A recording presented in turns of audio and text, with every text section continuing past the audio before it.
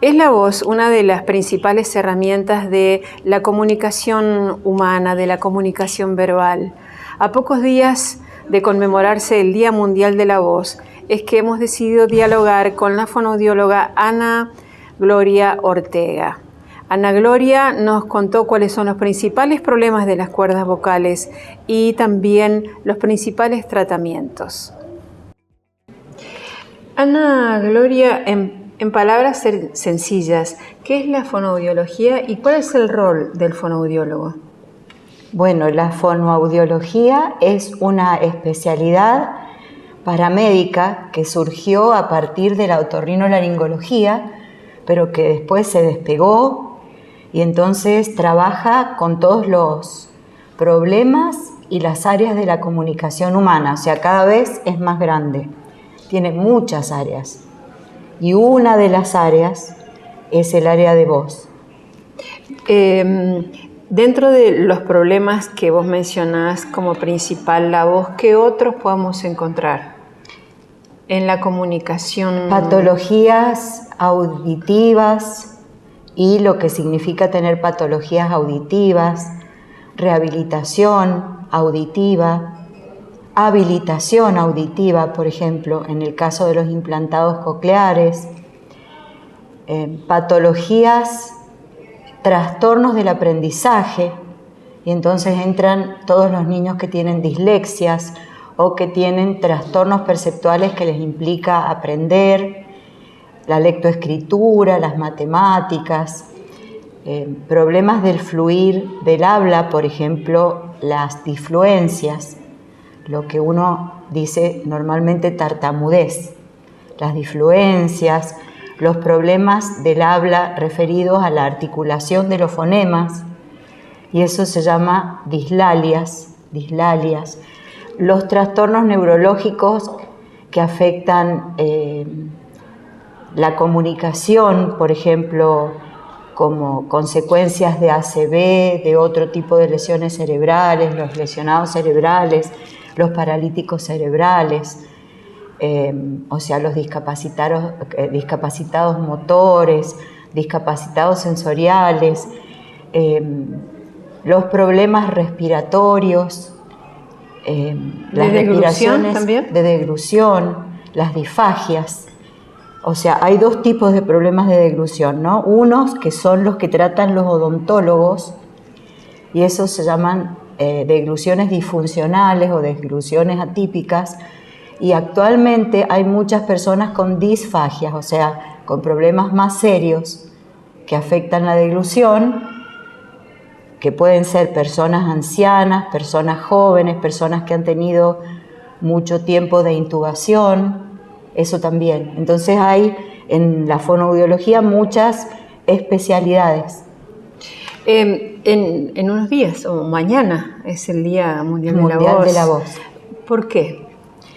Bueno, se instauró el Día Mundial de la Voz en Brasil en el año 1999. Fueron los primeros que instauraron un Día de la Voz, un Día Mundial de la Voz, que empezó siendo brasilero y ahora se festeja, se celebra en todo el mundo para poder transmitir aspectos de salud vocal a toda la población. Entonces se hacen en todos lados muchas actividades gratuitas. ¿Cuáles son esos aspectos de la salud vocal que tenemos que tener en cuenta? Bueno, tenemos que hablar dentro de los tonos, o sea, de las alturas que nos corresponden. Tenemos que hablar con intensidades que no sean dañinas para nuestra voz. Tenemos que hablar con una resonancia que sea, digamos, que sea colocación en la máscara para no tener problemas de voz. Y después tenemos que saber entrenar la voz, si es que trabajamos mucho con la voz, porque hay muchos profesionales de la voz. Los docentes, por ejemplo. Los docentes, los abogados, los sacerdotes, los locutores. Bueno, todo el mundo trabaja con la voz, los vendedores, los profesores, todos los docentes en general, los cantantes, los profesores de canto. Bueno, entonces tienen que aprender a entrenar su voz y también tienen que aprender a manejar que eso es lo más importante, ejercicios de calentamiento que se hacen antes de empezar a trabajar y fundamentalmente ejercicios de enfriamiento que son los que se hacen después de trabajar. Y por ejemplo también en los instrumentistas de viento se deben hacer ejercicios de enfriamiento vocal, porque si no se ve afectada la voz y a lo mejor lo que hacen es tocar la trompeta o tocar la flauta traversa.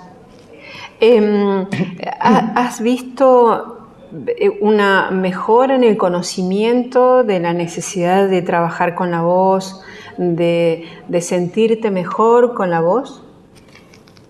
Claro, he observado una mayor preocupación por la voz en ciertos grupos y a veces por razones externas. Por ejemplo, en los docentes, cómo se afecta la aptitud y no los dejan trabajar, entonces sí se han volcado a trabajar en el área de la voz para no tener problemas vocales y poder tener el apto físico.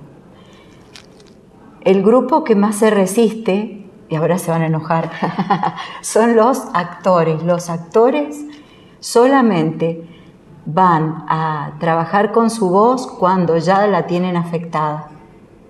Cuando una voz ya está afectada, ¿hay posibilidades de que se restablezca? Claro, sí, por supuesto, porque si no, ¿para qué existo yo, que soy una vocóloga? Claro, o sea, nosotros trabajamos en habilitación vocal y en rehabilitación.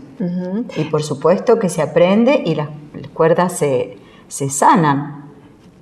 ¿La voz va cambiando con los años? Claro, la voz va cambiando con la edad, cambia con el estado de salud también.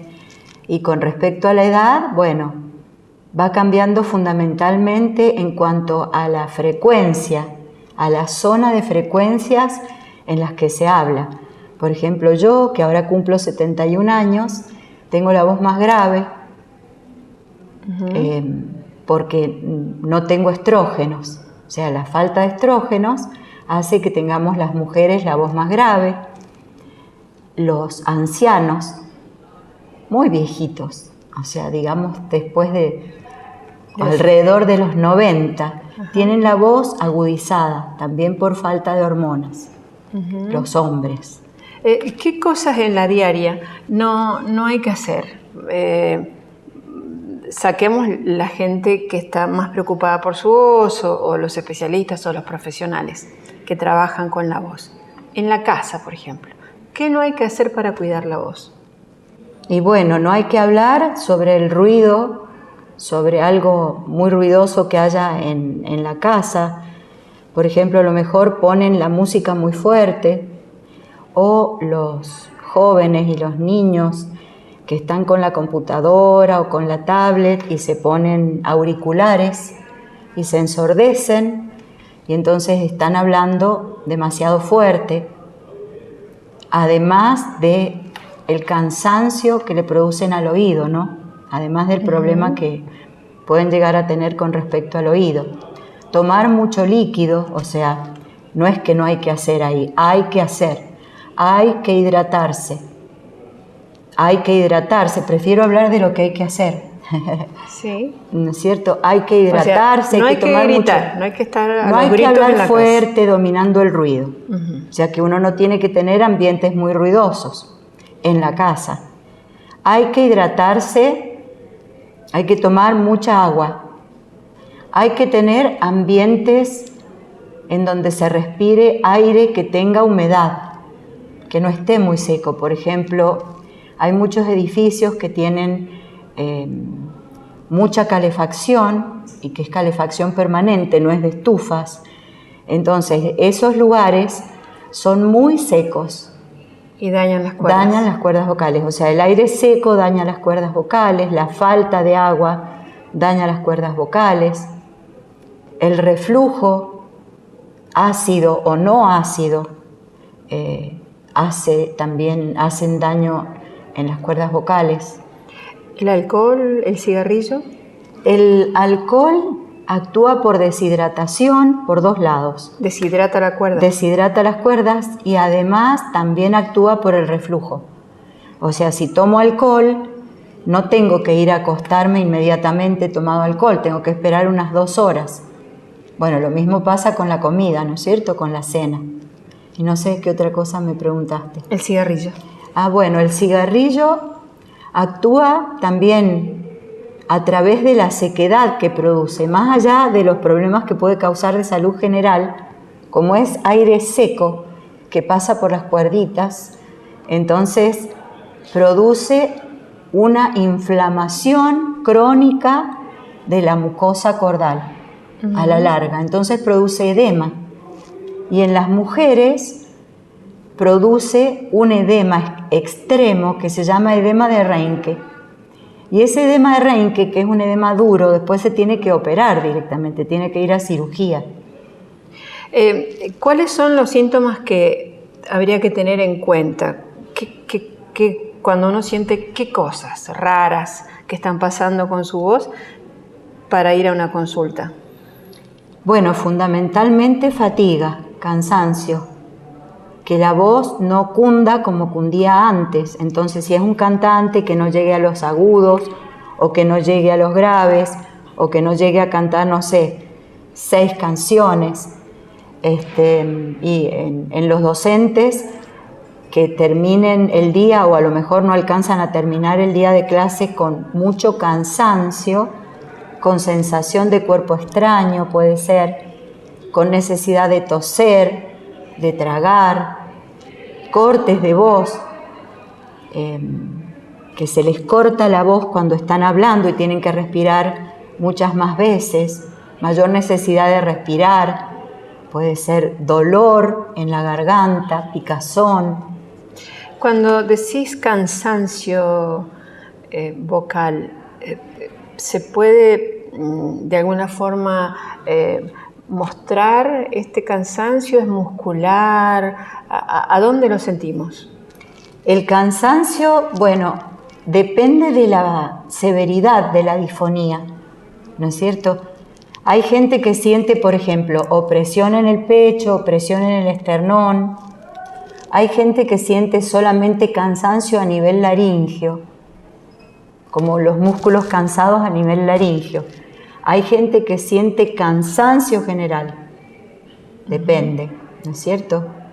El estrés, ¿cómo juega en todo este escenario que estás contando? Sobre todo por la parte muscular, las contracturas. ¿Cómo afecta las cuerdas vocales? El estrés afecta toda la corporalidad y la vida de las personas. Entonces, el órgano más débil es el que va a estar afectado. Entonces, con estrés puede ser que a mí me duela la panza y que tenga problemas gástricos. Otra persona puede tener taquicardia, a otra persona le puede subir la presión arterial, a otra persona le puede producir problemas vocales porque a lo mejor hablan, al estar estresados, hablan apretando también, bruxando, o sea, apretando las mandíbulas, o hablan muy fuerte, o hablan muy agudo. Otra vez volvemos al mal uso y al abuso vocal por estrés. En las campañas, que bueno, una comienza mañana, ¿dónde se enfocan específicamente? Nos enfocamos, depende de cada año, se transmite un lema. Entonces, el lema de este año, de la campaña de este año, es Empodera tu voz. Entonces, todos vamos a trabajar sobre empoderar la voz. ¿Empoderar la voz qué sería? Empoderar la voz, primeramente, sería reconocer que además de tener un cuerpo físico, tenemos un cuerpo sonoro, que es nuestro sonido y lo que nuestro sonido construye. No las palabras que usamos, sino el sonido de nuestra voz. Entonces, empoderar nuestra voz es hacer que sea un instrumento expresivo de nuestro ser, realmente. La voz es el instrumento principal de la comunicación verbal. Sí. Cuando se ve afectado este canal, ¿qué le pasa a las personas? Bueno, es muy notorio ver cuando, sobre todo, uno trabaja con personas que tienen disfonías severas, que la voz pierde su capacidad de transmitir emoción, se vuelve plana, se vuelve lisa. Entonces las personas tienen que transmitir emoción a través de la gestualidad facial y manual. O sea, trasladan la emoción al rostro. Entonces son personas que gesticulan mucho, que hacen muchos gestos también con la frente, con la boca, no sé, con las mejillas. Eso es lo que más se nota, eso es lo que me llama mucho la atención y que la gente no se da cuenta, o sea, que pierden, las personas que tienen patologías severas, pierden la capacidad de transmitir emoción a través de la voz. Uh-huh. La voz se va heredando algunos aspectos de la voz, el color, el timbre, en las familias, porque no sé si te ha pasado alguna vez que hablas por teléfono y crees que es la mamá y no, y es la hija, porque claro, hablan muy parecido. Sí, sí. Bueno, hay un componente. Se hereda la anatomía, ¿no es cierto? O sea, se heredan las características anatómicas del tracto vocal, no sé, las facies, los senos paranasales, no sé, la nariz, las fosas nasales, eso se hereda. Y después se imita. Hay un gran porcentaje de imitación. Así como se imitan los gestos, en las familias, se imitan las voces. Ahora, nosotras, mi hermana Adri, mi hermana Betty, yo, mi mamá, tenemos una asimetría de los aritenoides. Esa asimetría la tenemos las 4. Bueno, eso se ha estudiado en los flamencos, en los andaluces. Hay una asimetría, es como racial, hay una asimetría en este grupo que hace que la voz sea un poco doble a veces. Y en los cantantes flamencos aparece eso. Ah, sí. Bueno, claro. Eso parece que es de ese grupo étnico, que, bueno, lo hemos heredado nosotras también. Bueno, ya para finalizar, Ana Gloria, ¿cuál sería tu mensaje para todos, no solo para los profesionales de la voz, para los docentes, para la gente que tiene que realmente utilizar su voz para trabajar, sino para la gente en general que nos está escuchando? Bueno, para la gente en general, que tomen conciencia de que son sus voces ellos también. No solo son su cuerpo o su forma de vestirse, sino sus voces y lo que transmiten con la voz, porque la voz raras veces miente. Que consulten cuando tienen un problema vocal que dura más de 2 semanas. Y que consulten con el especialista otorrinolaringólogo, ¿no es cierto? Que se hagan ver, si tienen bien sus cuerditas o si tienen bien todo su aparato fonatorio o su aparato respiratorio. ¿Qué otra cosa? Bueno, que tomen mucho líquido siempre, que cuiden el aire que respiran, porque eso no solo produce problemas vocales, sino problemas respiratorios. Favorece las bronquitis, favorece los problemas pulmonares. Y las alergias. Y las alergias. Claro, el aire seco favorece, por supuesto, todos los problemas respiratorios, favorece las alergias. Acá en Mendoza, que tenemos tanto viento sonda, tenemos que cuidar eso. Y la polución también debe afectar. Sí, por supuesto. La polución ambiental. Yo creo que Mendoza no está tan polucionada. Por ejemplo, la Ciudad de México está tan polucionada. O Santiago de Chile, tan polucionados, que tienen muchísimos problemas respiratorios y vocales. Y de alergias. Te dije que era el mensaje final, pero quiero hacerte ahora sí la última. Los problemas vocales tienen solución. Sí, sí. Esto es esperanzador para Claro. aquellas personas que creen que ya no pueden cantar como cantaban, ya no pueden hablar como hablaban, ya no pueden comunicarse como se comunicaban.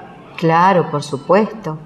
Y yo trabajo especialmente con ejercicios funcionales, o sea, no con técnica vocal, porque toda la ejercitación vocal provino del canto lírico. Entonces, muchos ejercicios son de técnica y esos ejercicios son lentos y son mentales, pero existe una gran cantidad de ejercicios que son funcionales, que son rápidos, que son reflejos, que inmediatamente producen bienestar y que mejoran la voz y que mejoran todas las voces y todas las patologías vocales. Muchas gracias, Sandra. Bueno, muchas gracias por invitarme.